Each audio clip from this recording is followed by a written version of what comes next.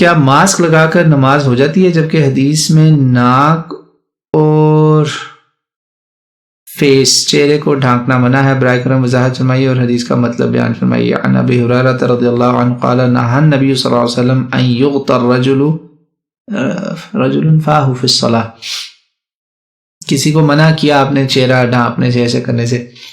تو بات تو صحیح ہے کہ وہ مطلب منع کیا، لیکن آپ نے ساتھ میں یہ بھی تو کہا ہے نا الحمدللہ یہ چیز اگر ماسک نہیں لگایا اور میں نے یہ کیا، یہ اللہ کی طرف سے چھینک آ گئی، الحمدللہ میں نے اس لیے بولا۔ تو یہ کہ میں نہ کیا اور مجھے ہوا کرونا، تو کتنے لوگ کرونا لے کر جائیں گے مسجد سے، پھر مسجد بند ہو جائے گی نا۔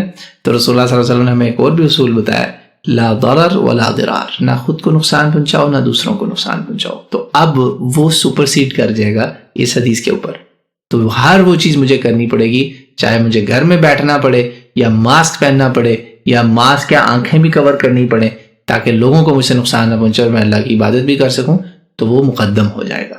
اس کا یہی مطلب ہے اس حدیث کا۔ تو یہ اس کے اوپر جنرل قانون نہیں بنائیں گے۔